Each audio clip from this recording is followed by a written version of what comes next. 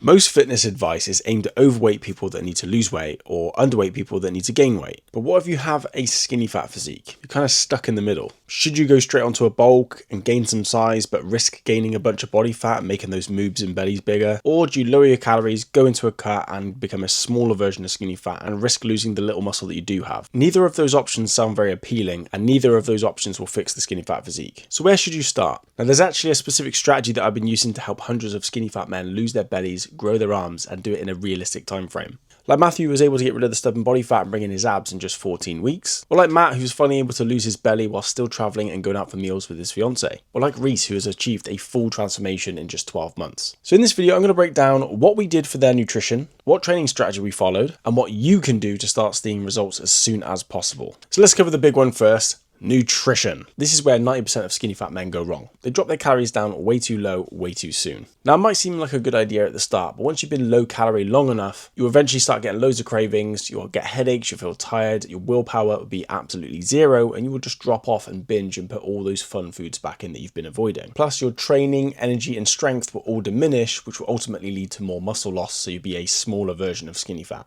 So dropping your calories down really low is something you should try to avoid. Maybe you've been on the flip side and you've eaten in a calorie surplus and gone for the bulk, but this is also a problem because if you go on a bulk, all the areas you dislike, like the moobs, the love handles, and the belly, or whatever it may be, will only grow and get worse. And even if the bulk goes well in terms of muscle gain, you have this mammoth of a cut waiting for you at the end, which is going to take even longer than when you started. And if you get that wrong, you might end up losing a lot of the muscle you've gained. It's kind of this yo-yo dieting, or what I like to call the bro cycle of jumping between cuts and bulks and ultimately getting nowhere. And I'm saying this from experience. I've done this more than twice myself. The whole fool me once, fool me twice thing, I just did it wrong. So what's actually the solution to this? We want to be aiming to eat for a recomposition. This just simply means you either eat at maintenance or a smaller deficit so that you lose body fat but still can gain muscle. Now, of course, you're not going to gain muscle unless your training strategy is absolutely on point, which we will cover in step 2. But if you're aiming for maintenance calories or a smaller deficit and training effectively, because your calories aren't crazy low, you won't be going catabolic, and because you're still achieving somewhat of a deficit, you'll still be able to lose body fat, essentially using your stored fat to help you gain muscle. However, after coaching over 160 men through this process, I do think going for a smaller deficit instead of maintenance is a lot better. You'll lose fat a lot faster and you're still likely to gain muscle because the calories aren't crazy low, especially if your protein's on point as well. Now to make sure you get this right, you can use my free nutritional blueprint in the bio. This will show you how to set up your calories and how to set up your macros and how to adjust them as you progress. Now for the second point,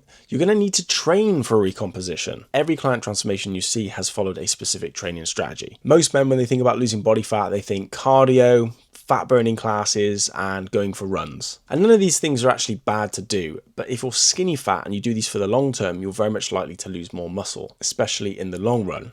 No pun intended. So think logically about this. Our bodies adapt to what we put it through. So if you want to be fast and athletic, you do a lot of running, a lot of cardio and explosive movements and conditioning. If you want to be big and strong, you lift a lot of weights. It's not really that complicated. So if we're eating in a slight calorie deficit with very, very high protein and prioritizing strength gains in the gym, your body's going to have a bias to hold on to lean mass because your body needs to adapt to that to keep up with the training program you're putting it through. So if you're completely brand new to lifting weights, definitely start light and work your way up. But if you've been training for a little while and you've hit a plateau, then focusing on strength progression in the gym is going to be massively beneficial to your physique if you're skinny fat. And with my clients, we build the workouts custom to them so it suits their body type, their starting point, genetics, goals, biomechanics, whatever. But your training doesn't need to be complicated. A very simple training program, be it pull push legs, upper lower, or one muscle group per workout, can still be incredibly effective if you're tracking those workouts and you're seeing some form of progression, be it reps, intensity, or strength. Now, of course, we want to focus predominantly with strength, and if you're getting stronger in the gym gradually, you're going to be able to lose body fat and gain muscle. But if you just do 20 reps with a light weight and go for conditioning, again, you're still not really training optimally to lose body fat and gain muscle. The best workout plan is the one that you can stick to and progress over time. So if you're trying to follow a crazy program that you constantly find yourself only doing 50% or 60% of it throughout the week, then maybe you need to dial it down and make it a little bit more simple. For example, Reese was training 3 to 4 days per week, doing a pull push leg split, and then chucking in the occasional arms and shoulder day just to bring up those weak areas and have an extra day to spend some calories. But if his week got really busy, we would just focus on the pull push legs. Or like my client Ricky, who has a crazy long work week and a very long commute, meaning he can only train on the weekends, we do an upper lower split because that fits with his weekend. Of course, training every single day and getting 20 hours of sleep would be amazing. That's just not realistic for most people. Find a plan that's realistic for you to stick to throughout your week, even if it's 20 minutes on a Monday, 20 minutes on a Thursday, and focus on getting strong stronger over time. That way each workout is progressing even if the workout is still short. That way your body's going to slowly continue to adapt to the training, ultimately helping you gain muscle and lose body fat because you're spending calories and you're overloading your muscles. Now on to the third point, how can you start to see results as fast as possible? And to see the best results possible, you need to stop chasing two rabbits. If you're trying to cut and you're trying to bulk, or you're trying to get fitter but get stronger and do XYZ, it's too much in one go and you're going to achieve neither one if you try and do both at the same time. Focus on one thing, and if you're skinny fat, that one thing should be a recomposition. Track your calories and make sure they're in a slight deficit, somewhere between 300 and 500 calories below your maintenance. Keep your protein as high as possible, 35%, 40%, maybe even 50% of your calories from protein, and then remain as consistent as you can with your training. Track your workouts, aim to add more reps, aim to add more weight. If the reps and weight start to plateau, improve your form, add time under tension, increase the frequency, increase the volume. If you're tracking this, you'll be able to clearly see where those things are slowing down, so you can make educated adjustments instead of just guessing and hoping for the best. The reason my clients get such fast results is I hold them accountable to doing this, and we track it together and we review it weekly, so they know what adjustments to make. They can see their weigh-ins, they can see their progress, and we can see all the metrics that matter. And if something stops working or we need to make an adjustment, we can do it there and then, which keeps the momentum going and helps them stay focused and motivated. If you just go to the gym and casually eat and casually lift, you might see a little bit of progress, but eventually it will start to slow down and plateau because your body adapts and you get used to it, which means you're not going to be motivated to do it, and then you're going to end up searching for the next plan or the next thing or chasing the other rabbits. Chase the recomp rabbit and track all the important metrics. I guarantee you, if you focus on one thing, pay attention to numbers and adjust them frequently, you will see faster progress a lot quicker than if you just spin your wheels and try and do everything at once. That's how I've helped people like Alex lose 160 pounds in a year, or Avi break free from the bro cycle of bulking and cutting and just gaining lean mass, or Tom finally lose his beer belly, or Shane who was able to break free from all the fat burning classes and generic PTs to actually lose his belly and get stronger.